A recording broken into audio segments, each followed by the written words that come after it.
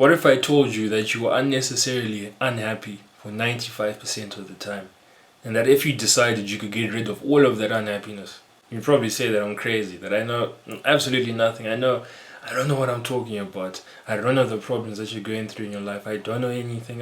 He doesn't know how bad my life is. You're probably thinking all of those thoughts right now. But whatever your reaction was doesn't change the fact that what I'm going to tell you is absolutely true. You can make all the limiting beliefs you want. You can try to justify your unhappiness all that you want, saying, it doesn't know what I'm going through. Like, you can try and do it all you want. But what I'm going to say will be the truth. And the truth is a double-edged sword. The truth hurts, but it's what you need to hear. So now, I'm going to give you some quotes from philosophers because, philosophy is my area. No, I'm joking.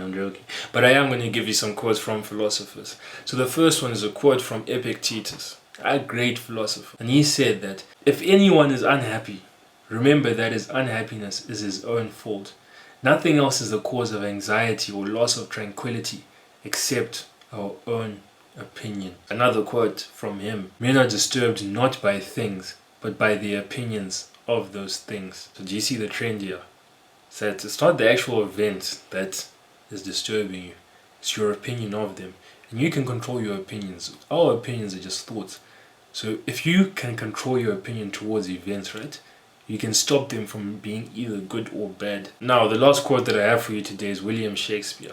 William Shakespeare wrote, this is in Hamlet, he wrote, "For there is nothing either good or bad, but thinking makes it so." What Shakespeare is saying is that our understanding of a situation, whether positive or negative, really stems from the interpretation of our thoughts. Two people can share the exact same experience but have very different reactions.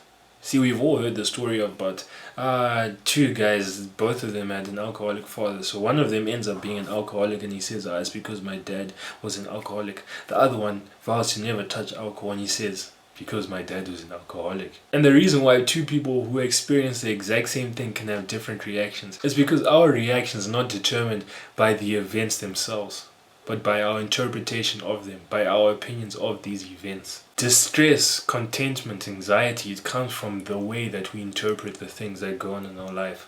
It doesn't actually come from the event, it comes from our brain, from our thoughts. So what I'm trying to get at through all of these quotes, through all of these descriptions, is that we let our opinions cloud the facts. See, the events are facts. It's a fact that something would have happened. It's a fact that you lost your AirPods. But it's your opinion that it was bad. It's your opinion that, whatever you believe or whatever you interpret the event as, that is your opinion. It's not the fact. And like that example I gave, let's say you lose your AirPods. The fact is you lost your AirPods.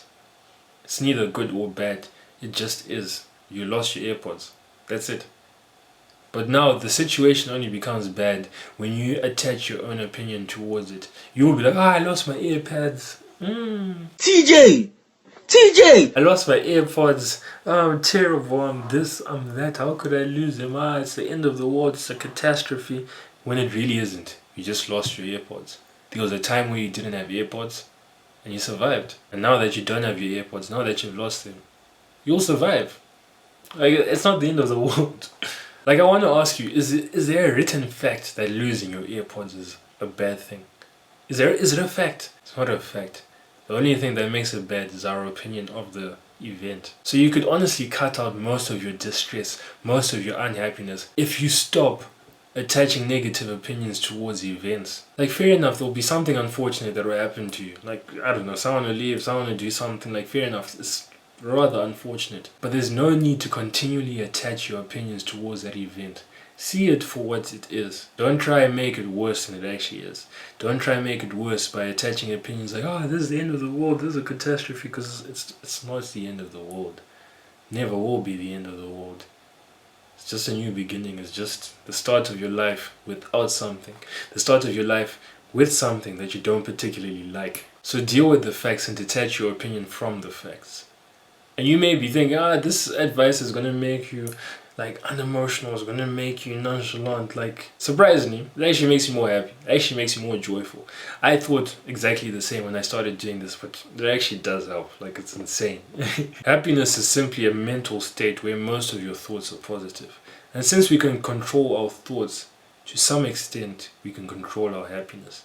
And the best way to control your happiness is to stop attaching your opinions to the facts, to stop making things seem worse than they actually are.